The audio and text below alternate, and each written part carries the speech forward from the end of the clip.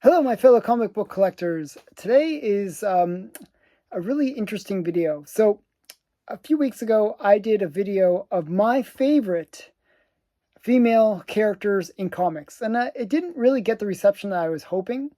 Maybe because people are not really interested in my top 10 list, but I found online there was a GameStop slash Comicvine. They did their top 10 list. And I figured I would show their top 10 list because maybe you don't care about my opinion, what my favorite are, but these are their top 10 sexiest women of comics. And I'm not sure if I agree with the list, but I like all the characters on this list, but they wouldn't have been my choices, some of them. But let's get into the list. So it's actually a pretty good, like, their list is quite good in terms of the information that it gives. So I'm going to read from their site. So really, this is my reading of their site a bit. The number 10 on their list is Rogue. And Rogue made her first appearance in Avengers Annual number 10. This is her. Actually, you can actually see her on the cover. It's one of those misconceptions that this book doesn't have her first cover appearance, but she is right there. That's her head. That's Rogue. So it's considered to be one of the worst first appearances, for the cover. And it was for the longest time one of those underappreciated, underrated books. It's recently gone up in price a lot, actually. I think I paid $20 for this book, and it's a high grade. But it's recently gone up a lot. But Rogue, for those who are not familiar with Rogue, one sec here, I'll put it over there, is the adopted daughter of Mystique. Rogue was once the member of the Brotherhood of Evil, and then Brotherhood of Evil Mutants, I should say. Now reformed, Rogue has become a veteran member of the X-Men. Her name comes from her ability to steal the powers from other mutants by touching them. So she basically can touch you and steal your powers, which is kind of cool. So thus the name Rogue. So her first, like, just to give her a better look at Rogue, this is her first solo series. And, this is actually a cheap book, and it's a good spec, too. So you might want to pick this one up. I think I paid $3 for it. So just so you know, very inexpensive spec. The next character that made the list is Power Girl. And I actually like Power Girl, so I think this is actually not a bad one. She's number 9 on the top 10 list. And Power Girl made her first appearance in All-Star Comics number 58. And I just happen to have that. So this is her first appearance in this All-Star Comics number 58, Super Squadron, and that's her right there. So you see her on the cover, which is good that she made a cover appearance. She actually went through a whole bunch of iterations where she became a little bit more busty over the years. And I'll show you what she looks like, more of her later form. And this is her Showcase Presents Power Girl. This is her first solo book. So this is, you can see that she's a little bit more busty and more powery, I guess. So Power Girl is kind of interesting. She's the alternate version of Supergirl, and from Earth 2. And her real name is Carla Zor-El. And she is more mature and experienced than her Earth 0 counterpart. Her the best friend of Batman's Earth daughter Huntress, and she operates as one of the Earth's greatest heroes. She's actually kind of an amalgamation of a bunch of creators, most notably Jerry Conway and Wally Wood, but also Rick Estrada and Joe Orlando. So whole bunch of people, famous people, got involved with the development of her character. And really the look that we know today, the more busty look, is really attributed to Wally Wood, who kind of expanded her bosom over a series of comics. The next character is one that's from the Golden Age. So, and it's not one that most people would know, but it is a good choice. It is Venus, and this is what she looked like. Venus is a siren cursed by magic, making her soul as beautiful as her physical form. Ashamed of her past, she began claiming to be Aphrodite, the Olympian goddess of love, a claim which fooled even the gods themselves. Becoming a member of the Agents of Atlas, Venus found herself officially receiving the position of Olympian goddess of love after her encounter with the real Aphrodite. Her first appearance is in Venus number 1, and she was created by Stan Lee. So this is Venus number 2. I didn't quite get Venus number 1, but this is my copy of Venus number 2 from 1948. So kind of a cool character. And, I like these kind of good girl covers. So that's Venus number 2. Pretty pricey book. So because it is a Golden Age book. The next is Sarah Perezi. Now, Sarah Perezi, I didn't really recognize the name at first, believe it or not, but Sarah Perezi is also known as Witchblade. And Witchblade made her first appearance in this book. Now, a lot of, like CGC will actually say it's a different book, and I'll explain. This is special preview teaser, Sideblade and She. This came out actually before the Battle for Independence, which is kind of got the same cover, but it's just sort of, this is the preview issue, and then there's the real issue. So Witchblade made her first appearance in this book, and this is actually a pretty pricey book. Usually it goes for about $75 to $100, so just so you know. But for those who are not familiar with Witchblade, and you can see why she's really considered one of the sexier ones on the list. This is a cover for Witchblade. This is one of the special San Diego Comic-Con exclusive covers. Very sexy character.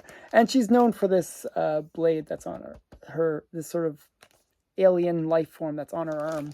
And I'll read her little synopsis. Detective Sarah Perezi's life was forever changed the day that she became in contact with the Witchblade, an ancient mystical artifact wielding the balance between light and darkness. Sarah now investigates cases that have no rational explanation in the normal world. And if you're looking for her official first appearance, it's in Sideblade She number 1, Battle for Independence. So just so you know. Okay, the next one, I was kind of disappointed by this one in a way because it's lower on the list than I would have put, and it is Wonder Woman. So Wonder Woman makes it number 6 on the list, and Wonder Woman, this is her first appearance, All-Star Comics number 8, and she didn't make a cover appearance, so I'll show you her cover, like what she looks like as well, and this is her first. Number 1 of her second series. So this is Wonder Woman number 1 from the second series from 1986, I believe, or 87. Okay, so Wonder Woman is an Amazon princess. Blessed with the godlike super abilities, Wonder Woman is one of Earth's most powerful defenders of peace, justice, equality, and a member of the Justice League. She is considered an archetype for many superheroines outside of comic books.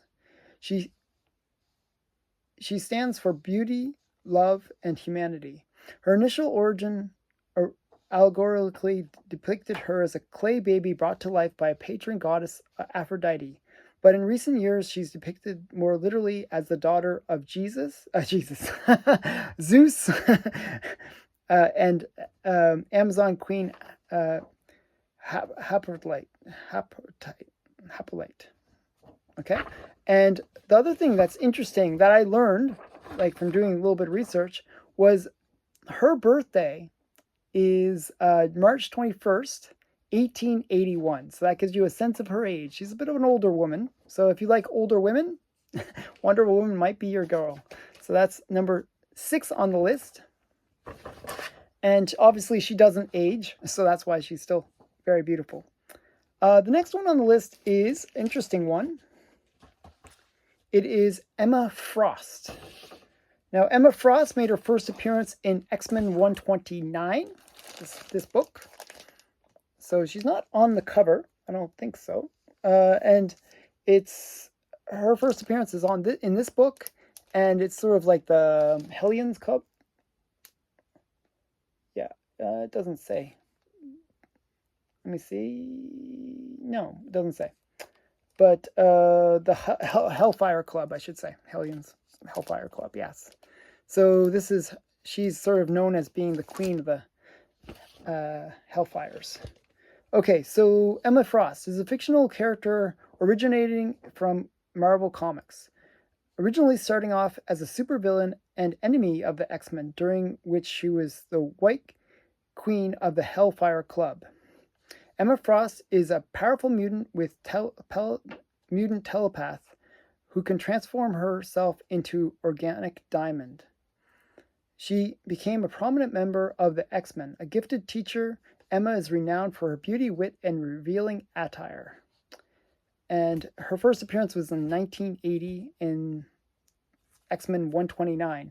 Now, this is what she looks like. This is her first cover appearance. And this is in 2 issues later, X-Men 131.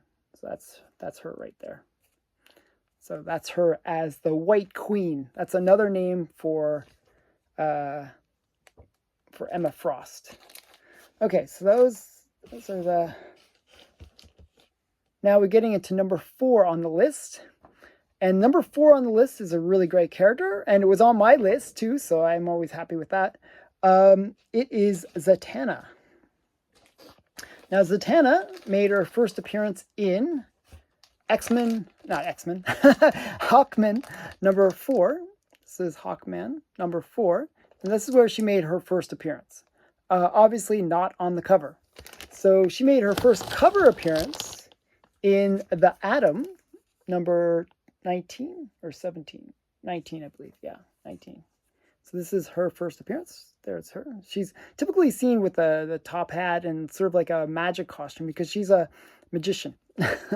So, and then this is her full getup, so you can see what she looks like. And this is DC Superstars of Magic Giant. It's a great cover. Okay, so let me read about Zatanna.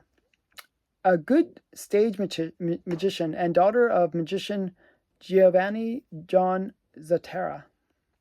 Zatanna, mistress of magic, after her father vanished, kidnapped by an old foe, she delved into his library and learned about her ancestors. Zatanna taught herself how to get access to her power by speaking her spells backwards. That's actually really interesting. If you ever watch the animated series with Zatanna in it, she always says her spells backwards. It's kind of cool. And became one of the most powerful magic users in the DC universe. First appearance, Hawkman Number 4 from 1964. The interesting thing, here's a kind of a little tidbit. Her first appearance is in 1964. Her date of, like her birthday that they maybe kind of made up later, was she was born on May 20th, 1973. So she has the same birth year as me. So I kind of like that, but I thought it was funny that she was born after her first appearance. So in terms of timelines. So I thought that was kind of interesting. So that's Zatanna, and she's number 4 on the list. Now, number 3 on the list is kind of an interesting one, and it is Jean Grey. So this is Jean Grey. Her right there. And my X-Men number 1 is where she made her first appearance. Jean Grey is one of the original 5 X-Men. She's the only female from the team, and she's an Omega level mutant, telepath, and powerful telekinetic. Jean has gained her near limitless powers as a recurrent host of the Phoenix Force. She is known for her return from death as the wife of Cyclops. So she made her first appearance in X-Men number 1 right here. But she is most famous for recently for her appearance as the Phoenix, and this is her rising as the Phoenix. So yeah, she becomes really, really powerful. And they actually made 2 movies just based on her becoming the Phoenix. So it's kind of cool. Okay, so now we're up to the last 2, the final 2. And I was actually shocked by this one. This wouldn't even made my top 50 list, this next character. But it's Death of the Endless. And Death of the Endless is most commonly known as Death. And it's from the Sandman series, so I'm not even sure if you can see that. I might have to take it out of the bag. Take it out of the bag so you can properly see her. But it's a really dark cover, so it's hard to see. But she's kind of like this goth girl. Let me see. I can't even see. It's very reflective because it's just black. It's like so hard to see the girl. So yeah, Sandman number 8 is where she made her first appearance in 1989.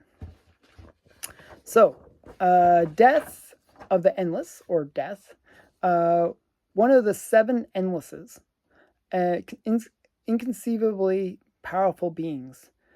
Death is both the lord and personification of all death and life.